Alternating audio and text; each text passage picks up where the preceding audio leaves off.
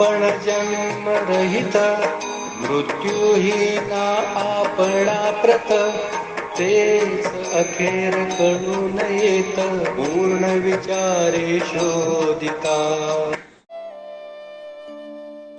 இந்த ஓவியின் பொருளாவது, தாங்கள் பிறவியற்றவர் எனும்போது தங்களுக்கு இறப்பும் கிடையாதல்லவா, நன்கு ஆழ்ந்து விசாரித்து பார்த்து அடையப்பட்ட இறுதியான முடிவு இதுவே ஆகும் என்று ஸ்ரீ தாஸ்கனு மகராஜ் குறிப்பிடுகின்றார்.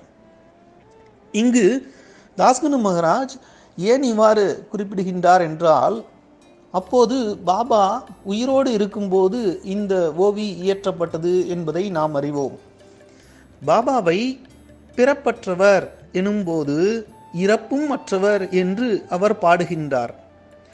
பாபாவின் பிறப்பை பற்றி அறிய பலரும் பலவித கருத்துக்களை பேசி வந்தபோது, பாபாவை அயோனிஜ என்று, அதாவது ஒரு தாயின் வயிற்றிலிருந்து பிறந்தவர் இல்லை என்ற கருத்தை தாஸ்கனு உள்ளிட்ட பல நெருங்கிய பக்தர்கள் கொண்டிருந்தனர்.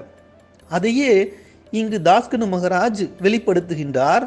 அதை எப்படி சொல்கின்றார் என்றால், இதை நன்கு சோதித்து பார்த்து முடிவு செய்தோம் என்றே குறிப்பிடுகின்றார்.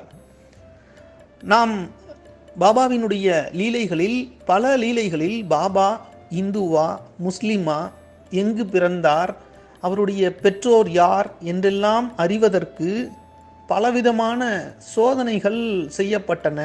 பக்தர்கள் பலவாறு பாபாவை சோதிக்க பார்த்தார்கள். தெரிந்து கொள்ள, பாபாவினுடைய மூலத்தை தெரிந்து கொள்வதற்கு முயற்சி செய்தார்கள் என்பதை நாம் அறிவோம். அதையே இங்கு நன்கு சோதித்து பார்த்து நாங்களே முடிவு செய்தோம் என்று தாஸ்கனு மகராஜ் அறுதியிட்டு குறிப்பிடுகின்றார். இது பாபா காலத்திற்கும் உயிரோடு இருப்பாரா இருக்க மாட்டாரா என்றெல்லாம், மனித உடல் எடுத்ததால் அவருக்கும் மரணம் வரும் என்றெல்லாம் சில பக்தர்கள் எண்ணி இருந்த வேளையில் தாஸ்கனு மகராஜ் இவ்வளவு அறுதியிட்டு குறிப்பிடுவது அவர் பாபாவின் மீது கொண்டிருந்த ஆழ்ந்த நம்பிக்கையை நமக்கு புலப்படுத்துகின்றது.